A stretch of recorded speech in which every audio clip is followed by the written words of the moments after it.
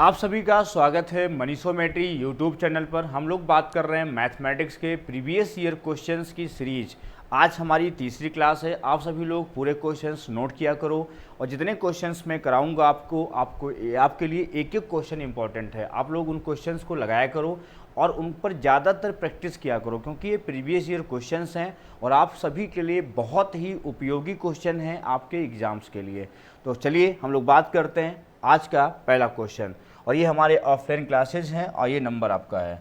ठीक, चलिए क्वेश्चन कह रहा है कि एक आदमी 12 किलोमीटर पर आवर की स्पीड से एक दूरी तय करता है, मतलब कहीं तक जाता है, और वापस 9 किलोमीटर की चाल से वापस आता है, और कुल समय कितना लग रहा है? 2.5 घंटा। ये सवाल अभी पूछा गया था 2020 में, और कहता है उसके द्वारा तय की गई कुल दूरी। तो ये ऐसे क्वेश्चंस हैं जो बहुत ही आसान है। मुझे लगता है कि ये क्वेश्चन कोई भी कर सकता है और ये क्वेश्चन सभी के लिए हैं, लेकिन थोड़ा सा क्वेश्चन अगर इसमें कठिन आ जाता है तो दिक्कत हो जाती है। देखो ध्यान से मैं समझाऊं आपको कि इसमें क्या करना चाहिए। देखो ध्यान से, देखो अगर मैं बात करूं कि इसमें क्या क्वेश्चन हो सकता है, तो पहला अगर बेसिक लगाओ आप इसका, तो बेसिक भी इसका कठिन नहीं है। देखो पेपर में कुछ क्वेश्चंस बहुत आसान आते हैं, तो इसमें इंग्लिश में जो बच्चे हैं समझ सकते हैं कि 12 किलोमीटर पर आवर से वो जाता है, अरे 9 किलोमीटर पर आवर से वो आता है, कुल कितना। अगला हम जो पीपीटी बनाएंगे वो दोनों लैंग्वेज में कर देंगे, आप परेशान मत होना। तो दूरी अगर डी अपान क्या हुआ 12 हो गया, और प्लस डी अपान कितना हो गया 9 हो गया, तो कुल कितना समय है 2.5 है। आसान सवाल है, पहले परेशान मत होना, आगे क्वेश्चन बहुत अच्छे हैं। तो ये 3D हो गया, प्लस कितना हो गया 4D हो गया, बराबर 2.5 है। और सॉल्व करोगे या 5/2 कह सकते हो, इसे कितना कह सकते हो आप, इसे 5/2 कह सकते हो। ये कितना हो गया 18 हो गया, तो 7D बराबर कितना हो गया 90। अब देखो ये 12 पॉइंट समथिंग जाएगा, 12×7=84 होता है, कितना बचा आपका 6 बचा, 12.8 समथिंग जाएगा। लेकिन ऑप्शन देखो ऐसे हैं, तो आप क्या टिक मारोगे 12। तो आजकल जो क्वेश्चंस आते हैं तो आपका एग्जैक्ट जो आंसर हो रहा होगा, हो सकता है ऑप्शन में ना दिया हो, तो आप वहाँ पर समय को बर्बाद मत करना बिल्कुल। सबसे पहले आप ये सीख लो, कैलकुलेशन जो भी आपसे हो जाए, मान लो 12.8 आया, अब यहाँ आपको ढूंढना नहीं है अरे मेरा गलत तो नहीं हो गया, ये बिल्कुल सही है, और इसने क्या किया है लगभग में आंसर लिया है। दूसरा तरीका इसमें क्या कर सकते हो, बहुत ज़्यादा क्या कर सकते हो, चाल जो स्पीड है, स्पीड का आप एलसीएम ले सकते हो। एलसीएम कितना आएगा 36 आएगा, यहाँ से कितना हो गया 3 आया, यहाँ से कितना आया तुम्हारा 4। जब 7 किलोमीटर है, यहाँ 7 घंटे है, 36 किलोमीटर है। देखो 7 घंटे पे कितना है 36 है, तो 1 घंटे पे कितना होगा 36/7 हो गया। तो जो 2.5 है उस पर कितना हो गया 36/7 इंटू 2.5 हो गया ये। तो इस पर भी लगा सकते हो, है ना। और बाकी S1 S2 पे लगा सकते हो, इसका जो फार्मूला होता है आप इसका फार्मूला भी यूज़ कर सकते हो। कौन सा, कि डिस्टेंस बराबर क्या ले सकते हो S1 इंटू S2 अपान कितना, जब दोनों चल के आया हो तो S1 प्लस क्या हो जाएगा S2 इंटू टाइम, जो टोटल टाइम होता है। तो S1 कितना है 12 हो गया, इंटू कितना 9 हो गया, बटा 12 कितना हो गया 21 हो गया, इंटू कितना हो गया 5/2 हो गया। आप लगा इसको भी सकते हो, 3 हो गया 7 हो गया, 2 से काटा 6 हो गया, 6 18 5 कितना हो गया 90, 90 बटा कितना 7। हर क्वेश्चन के बहुत सारे तरीके होते हैं, ये भी होता है। लेकिन जब डिफरेंस कब होता है नीचे, जब S1 डिफरेंस S2 अपान S1 इंटू S2 अपान S1 डिफरेंस S2, ये फॉर्मूला आपने बहुत बार देखा होगा, इंटू टाइम का डिफरेंस, टाइम का TD मतलब होता है डिफरेंस ऑफ टाइम, ये होती है डिस्टेंस। ये तब होता है जब सपोज डेट हम कहें कि जब समय का अंतर दिया हो, क्या दिया हो, समय का अंतर दिया हो। जब टोटल समय दिया हो तो यहाँ प्लस हो जाता है, और जब समय का डिफरेंस दिया हो तो यहाँ चाल का भी डिफरेंस होता है। दोनों में बहुत बारीकी डिफरेंस है, आप इसको समझ लेना, क्योंकि सभी लोग ये फॉर्मूला याद करते होंगे। S1 S2 सभी कोचिंग्स में पढ़ाया गया होगा, सभी मास्टर ने पढ़ाया होगा, आप लोग कहीं भी पढ़े होंगे, किसी भी मास्टर से पढ़े होंगे, तो चाहे ऑनलाइन हो चाहे ऑफलाइन हो, टोटल डिस्टेंस निकालने के लिए ये फॉर्मूला होता है S1 S2 upon S1 difference S2 into difference of time, time का अंतर। जैसे कौन सा सवाल, जैसे याद करो जरा, जैसे बोलता है एक विद्यार्थी घर से स्कूल 5 किलोमीटर पर आवर की चाल से जाता है और 10 मिनट देरी से पहुंचता है। अब मान लो कहता है कि वो 9 किलोमीटर पर आवर की चाल से जाता है तो 10 मिनट पहले पहुंचता है, तो दूरी क्या होगी। तो इस जैसे सवाल के लिए ये फार्मूला होता है कि पहले जो चाल थी उसको ले लिया, जो बाद में चाल थी उसको ले लिया, नीचे दोनों चाल का डिफरेंस ले लिया और टाइम का डिफरेंस 10 मिनट लेट है और 10 मिनट पहले है, दोनों का अंतर हो गया 20 मिनट। अगर लेट और अर्ली होता है तो जुड़ जाता है, दोनों अब सेम होता है मतलब अर्ली अर्ली होता है तो घट जाता है, दोनों लेट होता है तो भी घट जाता है। कॉन्सेप्ट को समझिएगा, दोनों लेट होगा तो भी अंतर लेंगे समय में, दोनों अर्ली होगा तो भी अंतर लेंगे। एक लेट होगा, जैसे सपोज डैट आप कहीं जाते हैं 10 बजे पहुंचना है, आप 9:50 पे पहुंचे, मतलब 10 मिनट क्या हो गया, पहले पहुंच गए। आप 10:10 पे पहुंचते हैं, मतलब क्या हुआ, 10 मिनट लेट हो गए। तो आपसे पूछा जाए दोनों समय में कितना अंतर है, तो 9:50 से 10:10 तक कितना हुआ, 20 मिनट हुआ। तो समझ गए होंगे, अगर अपोजिट है, अर्ली है और बिफोर है, मतलब जुड़ना है। सेम होता, मान लो आपको 10 बजे पहुंचना है, आप 9:50 पे पहुंचे, मतलब क्या हुआ, 10 मिनट लेट हो गए। आप 9:55 पे पहुंचे, मतलब क्या हुआ, 5 मिनट लेट हो गए। दोनों लेट हो गया ना, जब दोनों लेट हो गया तो समझ जाना दोनों में कितना अंतर है, 5 मिनट का है। तो दोनों जब सेम होता है तो डिफरेंस होता है, अपोजिट होता है तो प्लस होता है। ये चीज आप समझ लो आप, है ना। तो ये दोनों फार्मूले होते हैं, लेकिन प्लस कब करना है, माइनस कब करना है, बहुत बारीकी से समझना। जब समय टोटल दिया हो तो आप नीचे स्पीड को ऐड कर देना, और जब दोनों का डिफरेंस दिया हो समय का तो आप नीचे स्पीड का डिफरेंस कर लेना। ठीक, दोनों में आप डिफरेंस करना समझ गए होंगे। ये सवाल कब आता है, जैसे अब मैंने बोला कि विद्यार्थी घर से स्कूल जाता है, लेट हो जाता है, फिर दूसरी चाल से जाता है, जल्दी पहुंच जाता है, डिस्टेंस क्या होगी। ऐसे क्वेश्चंस मैं आपको बहुत से कराऊंगा, परेशान मत होइए। अगला क्वेश्चन कहता है एक षटभुज, षटभुज को इंग्लिश में कहते हैं हेक्सागोन। क्या बोलते हैं, हेक्सागोन के मैदान का एरिया, क्षेत्रफल को बोलते हैं एरिया, 2400√3 से मीटर स्क्वायर है, और इसका 18.50 प्रति मीटर की रेट से इसकी सभी बाढ़, बाढ़ मतलब होता है उसका जो साइड होती है, बाढ़ का मतलब कह सकते हो उसकी साइड, है ना। लागत क्या होगी, उसकी कॉस्ट क्या होगी, ऐसा क्वेश्चन कह रहा है। बहुत ध्यान से समझना, बहुत क्वेश्चन पूछता है। तो अगर मैं आपसे कहूं कि हेक्सागोन होता क्या है, तो हेक्सागोन जब भी आप बनाओगे तो ये हेक्सागोन में कितनी भुजाएं होती हैं, 6 होती हैं। सबसे पहले आप समझ लो कि हेक्सागोन में कितनी होती हैं, 6 होती हैं। और कैसे हेक्सागोन होते हैं, ये रेगुलर होते हैं। कैसे होते हैं, ये रेगुलर हेक्सागोन होते हैं। कैसे होते हैं, रेगुलर। अगर हम आपसे बात करें कि इसमें कितने त्रिभुज बनते हैं, तो आप कहोगे इसमें 6 इक्विलेटरल बनते हैं। आप फटाफट लिख लो कि हेक्सागोन में कितने बनते हैं, इसमें 6 जो है कैसे होते हैं, समबाहु त्रिभुज होते हैं, इक्विलेटरल ट्रायंगल होते हैं। कितने समबाहु त्रिभुज कितने होते हैं, 6 होते हैं। आप सभी जानते हो, अगर ये सभी भुजाएं अगर बराबर हैं और कितने त्रिभुज हो गए, 6 हो गए। 6 कौन से, समबाहु त्रिभुज। तो आपने कहा कि एक समबाहु त्रिभुज का जो एरिया होता है वो √3/4 इंटू भुजा स्क्वायर होता है। अगर आपसे कहा जाए समबाहु त्रिभुज का एरिया कितना होता है, तो आप कहोगे 6 इंटू √3/4 इंटू कितना होता है, भुजा स्क्वायर होता है। तो अब मान लो 6 है तो √3/4 इंटू 6 इंटू भुजा स्क्वायर, और ये बेटा दिया है 2400√3। आपने क्या किया, √3 क्या हो गया, कैंसिल हो गया, 6 से काटा, 6 चौक 400 हो गया। और 400 जब इसको ए स्क्वायर करोगे आप, तो यहाँ बताओ ए स्क्वायर बराबर आपका आएगा 400 इंटू 4 आएगा। जब ए निकालोगे आप तो इसका कितना हो जाएगा, 20, इसका 2, तो कितना आएगा, साइड आ गई 40। आपको क्या करना है, पूरा जो है हमको मान लो रस्सी बांधनी है, बाड़ का मतलब होता है रस्सी बांधनी है। मान लो हमें इस पर रस्सी बांधनी है, मान लो हमें ये रस्सी बांधनी है, ये सब क्या बांधनी है, ये सब रस्सी बांधनी है, ये वाली। तो ऐसी कितनी मीटर रस्सी हो जाएगी, तो ये बताओ साइड कितनी हो गई, साइड हो गई 40। कितनी साइड होती हैं, 6 होती हैं। हेक्सागोन का मतलब होता है 6 साइड, ऑक्टेगोन का मतलब होता है 8 साइड, हेप्टागोन का मतलब होता है 7 साइड, पेंटागोन का मतलब होता है 5 भुजाएं, डेकागोन का मतलब होता है 10 भुजाएं, है ना। ऐसे सब समझा देंगे आपको, एक दिन क्लास ले लेंगे पॉलीगॉन की, पूरी पॉलीगॉन पढ़ा देंगे आपको, सब कुछ बता देंगे। तो 6 है, 4 6 24, कितना हो गया 240। तो ये साइड हो गई, कितनी साइड हो गई 240। और कितना रेट है इसका, रेट है 18.50। तो इंटू कर देंगे, कितना इंटू कर देंगे, 18.50। कितना, 18.50 इंटू कर दो इसको, तो 18.50 है, तो इंटू करो कितना आएगा तुम्हारा, तो 0 हाई है, 5 को 20 हो गया। अब देखो इसको इंटू कर लो फटाफट। जैसे मान लो आपसे कहा जाए किसका कितना इंटू आएगा, कितना है बताओ, 240, कितना है 240 इंटू 18.5, 18.5। तो कैसे इंटू करते हैं देखो दिखाते हैं आपको। पहले क्या करो, इसको 18 से गुणा कर दो, किसको 240 को, तो 0 हो गया, 18 चौक 72 हो गया, 18 दूनी कितना हो गया 36 हो गया, और 36 और 7 कितना हो गया 43।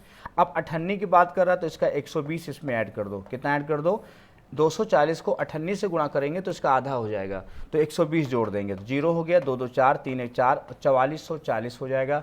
ये आपका डी ऑप्शन हो जाएगा। आई बात समझ में? मैं आपको सिखाना चाह रहा था गुणा कैसे करते हैं। जब कभी बड़ा गुणा हो जाए 240 गुणे 18.50, तो पहले क्या करो उसको 18 से गुणा कर दो, वो भी ना कर पाओ पहले 10 से कर लो, 10 से 240 ही रहेगा, फिर उसको 8 से गुणा कर लो, उसको ऐड करके फिर 98 50 पैसा होता ना, तो 240 में 98 कितनी होंगी 120 रुपये। अगर 240 50 पैसे के सिक्के हों तो 240 से कितने रुपए बनेंगे 120 बनेंगे। इससे 240 को जब 0.50 से गुणा करेंगे तो 120 ऐड कर दो, तो आपका आंसर आ जाएगा 4440। क्लियर है? तो ये आपका हेक्सागोन था, पूरा मैंने बता दिया। इसका एरिया कितना होता है 6 इंटू √3/4 इंटू भुजा स्क्वायर। याद कर लो सभी लोग, सभी एग्जाम्स के लिए इंपॉर्टेंट है। और हमें एरिया दिया था, बाढ़ लगानी होती, मतलब पेरीमीटर की बात कर रहा है, पेरीमीटर कितना होता है 6a होता है, साइड कितनी आ गई 40, 6a मतलब 240 हो गया, और हमें रेट इसका कितना दिया है 18.50, मल्टीप्लाई कर दो तो आपका आंसर आ जाएगा 4440। चलो बात करते हैं क्वेश्चन नंबर 3 का। ये थोड़ा ज्योमेट्री का सवाल है, बहुत ध्यान से पढ़िएगा। कहता है बिंदु ए से किसी सर्किल पर AB और AC स्पर्श रेखाएं इस तरह खींची जाती हैं कि एंगल BAC बराबर 40 डिग्री है। एक जीवा CP को BA के समांतर खींचा जाता है, तो एंगल CBP की माप कितनी होगी? ठीक, तो क्या करेंगे समझिए ध्यान से। सबसे पहले तो ये समझ लो ऐसे क्वेश्चन होते कैसे हैं और करना कैसे है, बहुत ध्यान से समझना। देखो जैसे कहता है बिंदु ए से किसी सर्किल पर, जब सबसे पहले एक सर्किल बनाओ, इसका सेंटर क्या होता है O, और किसी पॉइंट ए से कहता है AB और AC दो जीवाएं हैं, स्पर्श रेखाएं सॉरी हैं, AB और AC। अगर ये क्या पॉइंट है, अगर ये AB है, ये पॉइंट क्या है, ये C है। तो सबसे पहले समझ लो कि एक सर्किल पर इन्फिनाइट टेंजेंट खींची जा सकती हैं, कितनी इन्फिनाइट, लेकिन किसी एक बिंदु से कितनी खींची जा सकती हैं, सिर्फ 2। किसी बिंदु से हम किसी सर्किल पर 2 स्पर्श रेखाएं खींच सकते हैं, और लेकिन अगर हम कहें कि किसी सर्किल पर कितनी टेंजेंट खींच सकते हैं, तो उसका उत्तर होगा इन्फिनाइट खींच सकते हैं। अब देखो आगे पढ़ो। अब कहता है कि एक BAC ये कितना दिया है, BAC दिया है 40 डिग्री ये। अब एक जीवा CP, एक जीवा क्या है, अब एक जीवा CP, मान लो ऐसे एक जीवा CP है, एक जीवा CP को BA के समांतर खींचते हैं। ये BA के क्या है, BA के बिल्कुल समांतर खींची जाती है। एक जीवा CP BA के समांतर खींचते हैं, तो CBP का मान क्या, CBP इसका मान पूछा है। अब देखो अगर ये 40 डिग्री है, ये कितना है 40 डिग्री है, और हमसे पूछा है इसके ये समांतर है, और CBP ये वाला एंगल पूछा है। अब बताओ इसका उत्तर कितना होगा?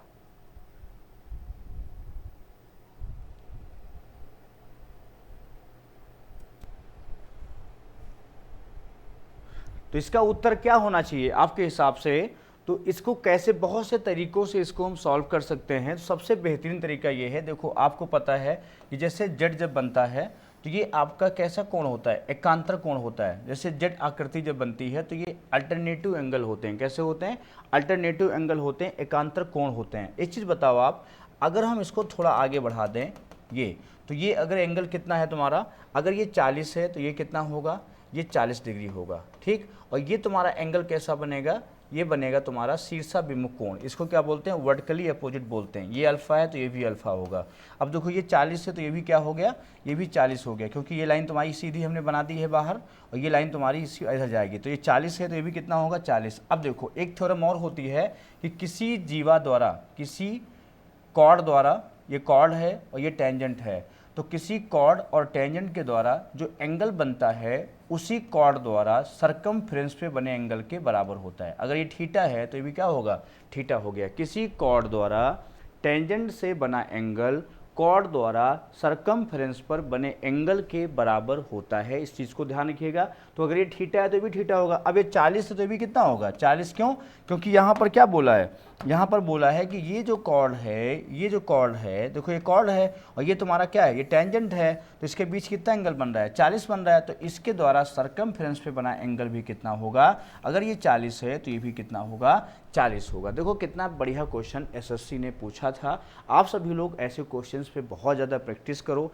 कठिन सवाल नहीं था, बस कॉन्सेप्ट है, उसने समांतर बोल दिया, आपको बढ़ाना है और 3 थ्योरम लगेंगी। पहला आपका बताया पहला क्या लगेगा, अल्टरनेटिव एंगल लगेगा, दूसरा क्या वर्टिकली अपोजिट लगेगा, और तीसरा क्या लगेगा इसमें, कॉर्ड द्वारा टेंजेंट के बीच बना एंगल कॉर्ड द्वारा सरकमफ्रेंस पे बने एंगल के बराबर होता है। चलिए हम लोग बात करते हैं अगला क्वेश्चन।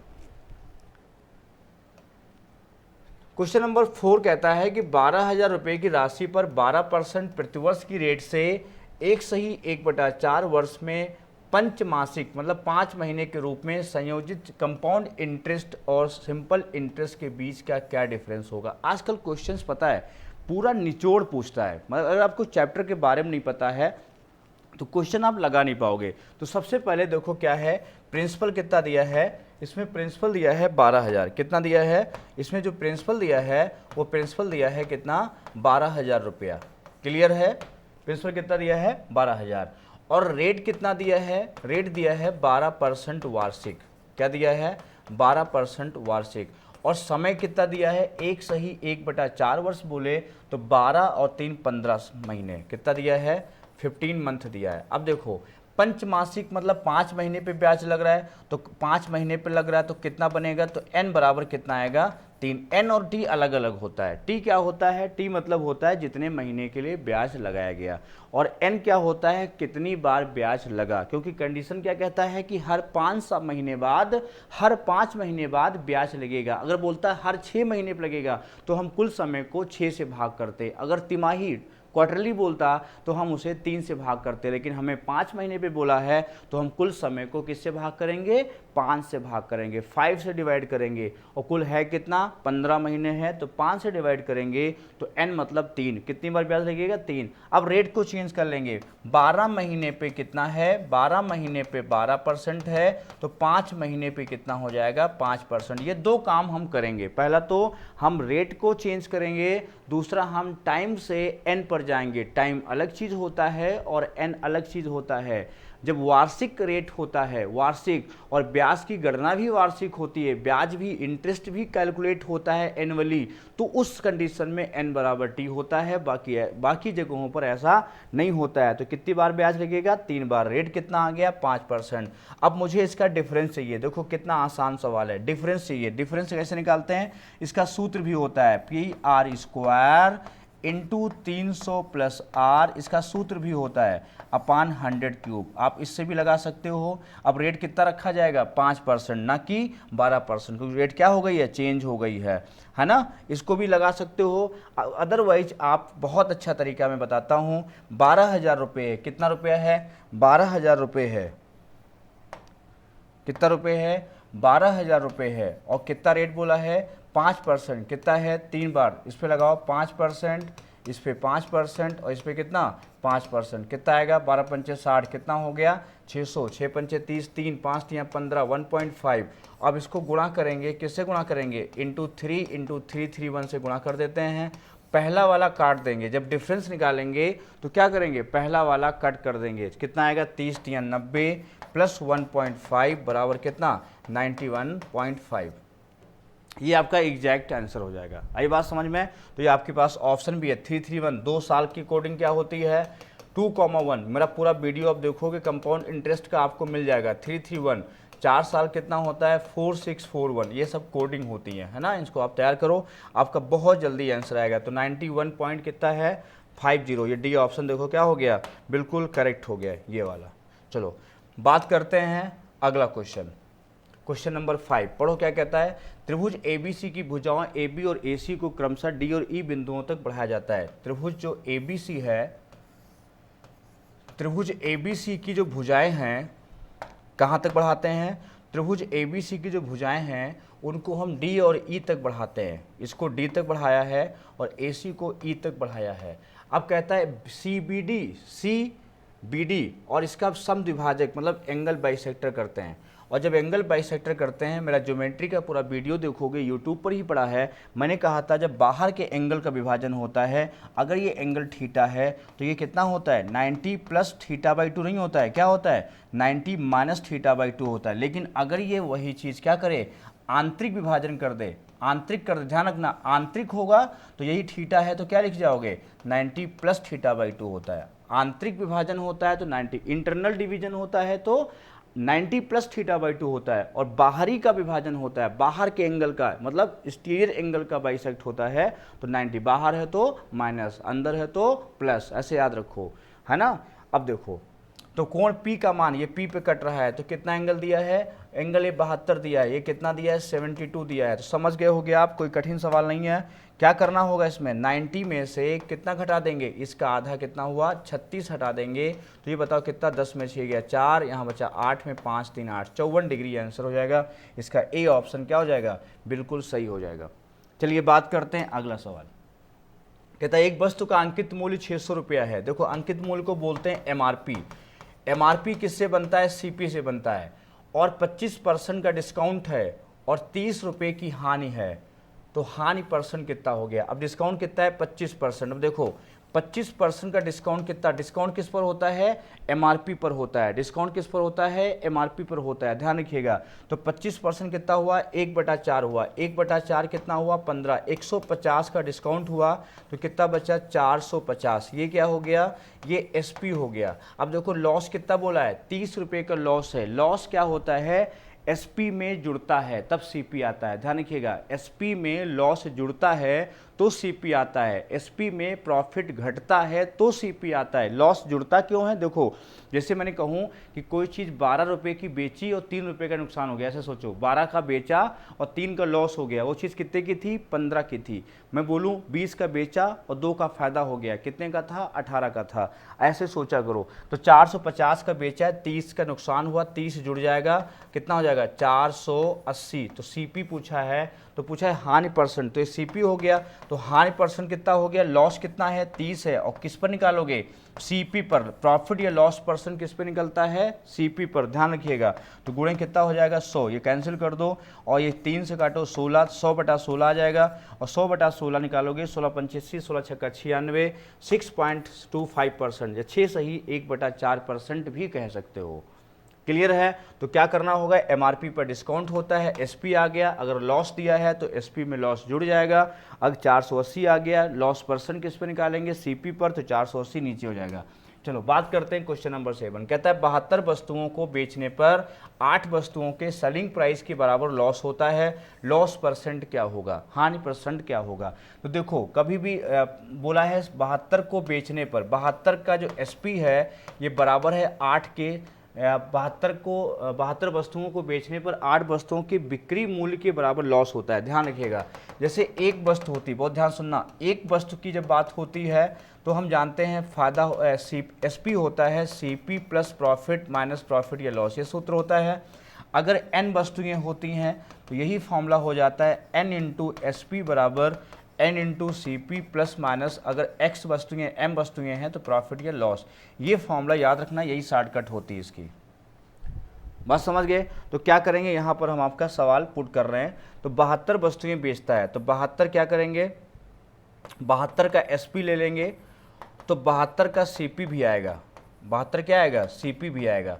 और क्या हो रहा है, लॉस हो रहा है किसके, 8 के एसपी के बराबर। तो 8 का एसपी के बराबर लॉस हो रहा है, तो क्या करेंगे, लॉस हो रहा है तो क्या करेंगे, माइनस 8 का क्या बिक्री मूल्य मतलब एसपी होता है, ये इधर ले आओ तो 80 एसपी हो गया। 80 एसपी बराबर कितना हो गया, 72 सीपी हो गया। बहुत ध्यान समझना, अच्छे अच्छे क्वेश्चन हैं। तो 8 9 72 और 8 10 80। एसपी कितना है 9 है, सीपी कितना है 10 है, तो क्या हो गया, लॉस हो गया कितना 1/9%। कितना हो गया 1/9। अब देखो एसपी कितना है 9 है, सीपी कितना 10, तो लॉस कितना है 1, किस पर होता है, सीपी पर, किस पे 10 पे।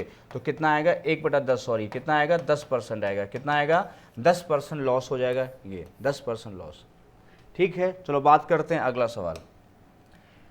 अब तुम्हारा अलजेब्रा का सवाल है, कहता है कि x plus Y plus z 19 है, एक्स वाई जेड 216 है और ये आपका 114 है, तो ये क्यूब पूछा है, इसका क्यूब रूट पूछा है।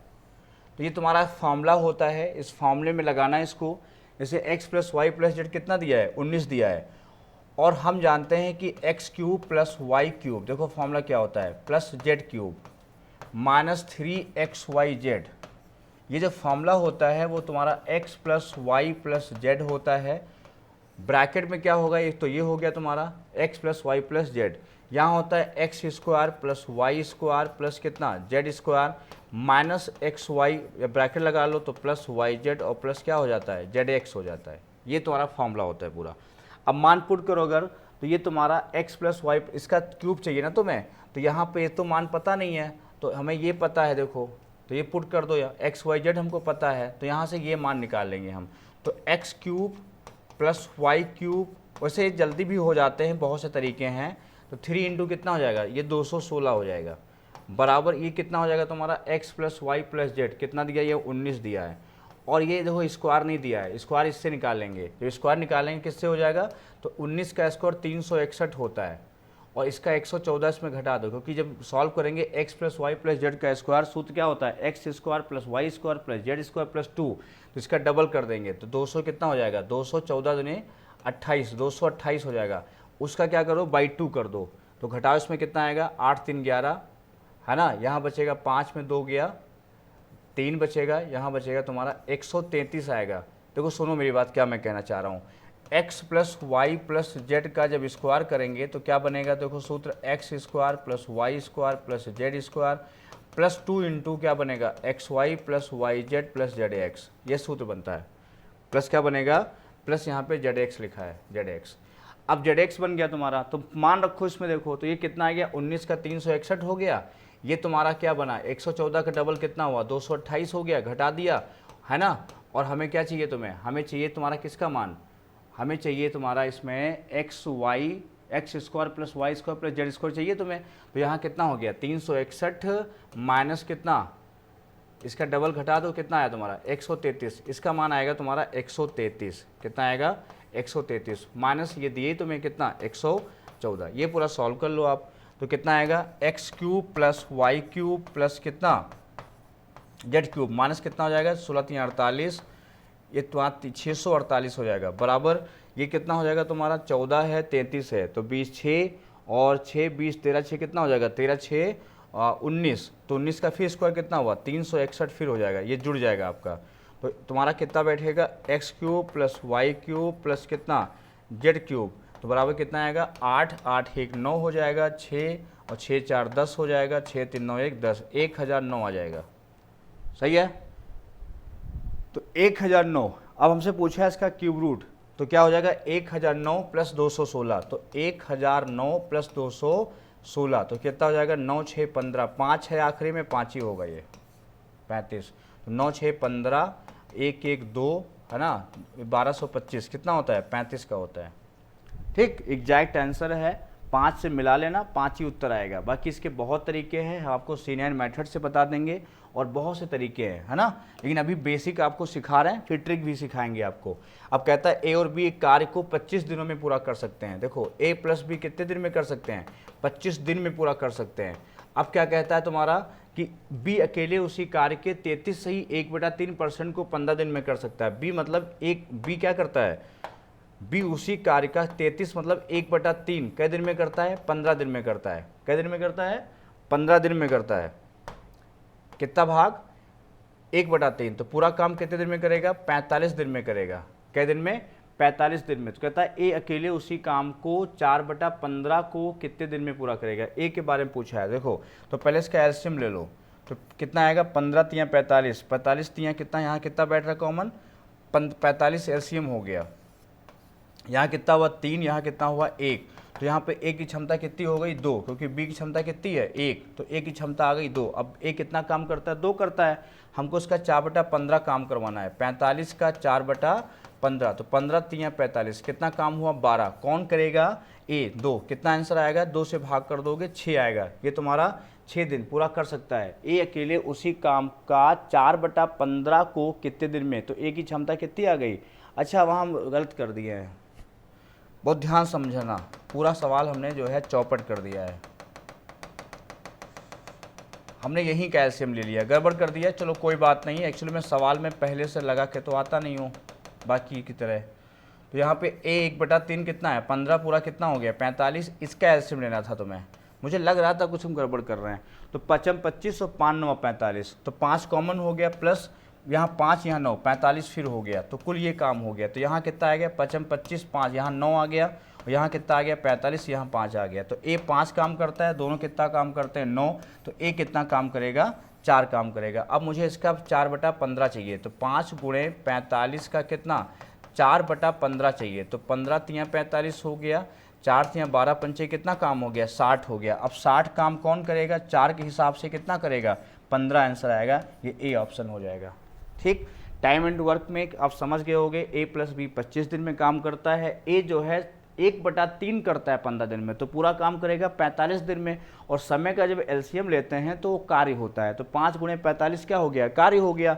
इसको जब इससे भाग करेंगे तो क्षमता आ जाती है। जब टाइम एंड वर्क में कार्य को समय से भाग करते हैं या कार्य को समय से डिवाइड करते हैं तो एफिशिएंसी आती है। तो दोनों की मान लो 9 रोटी खाते हैं, ए भी कितनी रोटी खाते हैं 9 खाते हैं, और ए कितनी खाता है 5 खाता है, तो उसमें बी कितनी रोटी खाएगा 4 खाएगा।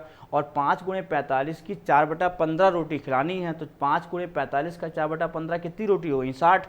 ये रोज़ कितनी खाता है 4 खाता है, खानी कितनी है 60, कई दिन में ख़त्म कर देगा 15 दिन में ख़त्म कर देगा। आज का आखिरी सवाल कहता है अगर 9 अंकों की संख्या ये दी हुई है कितनी 4 3, और मैंने आपको पढ़ाया भी ऐसा सवाल 4 5y2 88 से डिवाइड हो जाती है, तो y के सबसे छोटे मान के लिए, y के सबसे छोटे मान के लिए बहुत ध्यान समझना, तो 88 के 2 फैक्टर होंगे, एक तो 8 होगा दूसरा 11 होगा। मैंने आपको यही क्वेश्चन आपको कराया था पिछली क्लास में। तो 8 के लिए बताओ क्या कहा था, 8 के लिए कहा था आखिरी के 3 नंबर डिवाइड होंगे, और y के सबसे छोटे मान के लिए तो 8 से भाग करोगे तो 1 लोगे, मान लो 0 ले रहे हैं तो 0 लोगे, तो 8 से 48, 2 बचा नहीं कटेगा, 1 ले लो, 8 3 कट जाएगा तो 1 ले लो, y का सबसे छोटा मान कितना होगा 1 हो जाएगा। तो 8 से 48 3 32 हो गया। अब 11 से काटने के लिए क्या करेंगे, इवन प्लेस की वैल्यू ऑड प्लेस की वैल्यू का डिफरेंस 0 हो या उसका 11 से डिवाइड हो। अब देखो यहाँ पर सॉल्व करते हैं, तो 3 को लेते पहले, 3 1 4 4 4 8, और 8 1 कितना हो गया 9, ये तो 9 आ गया। अब देखो यहाँ सॉल्व करते हैं, तो 4x हो गया, फिर ये a हो गया, और फिर ये 5 हो गया, फिर 2 हो गया, तो 5 2 7 7 1 8, 8 और 4 12, तो ये हो गया 12 + x, दोनों बराबर कब होगा। अब देखो यहाँ तो ये ज़्यादा है, तो 11 या तो 0 बनाओ या 11 बनाओ, तो 11 क्या करो इसमें 11 ऐड कर दो, तो 11 9 कितना हो गया 11 9 हो गया 20, या तो 0 ऐड करो तब डिफरेंस लो, बहुत ध्यान समझना, 9 में 0 ऐड करेंगे तो 12 + x के बराबर हो, तो ये संभव नहीं है क्योंकि उधर की नंबर क्या है ज़्यादा है। तो x में इसमें क्या ऐड कर दिया, फिर 11, 0 हो या 11 का मल्टीपल हो, ये नियम होता है। तो 20 कब होगा जब x कितना लेंगे 8, तो x का मान आ गया 8, यहाँ रखो तो कितना हो गया 8 तो 24 माइनस कितना 2, आंसर आ गया आपका 22। ये एग्जैक्ट आंसर हो गया। ये आपके थे सवाल, और ऐसे 10 क्वेश्चंस की सीरीज हम लगातार आपको पढ़ाते रहेंगे। आप लोग लगातार रिवीजन करते रहना, ये बेसिक क्लासेस हैं, हो सकता है थोड़ा हम स्लो पढ़ा रहे हों, लेकिन आप धीरे धीरे आप पढ़ते रहिए, और चैनल को सब्सक्राइब कर लेना अगर आप पहली बार आए हैं, और शेयर ज़रूर कर देना। धन्यवाद।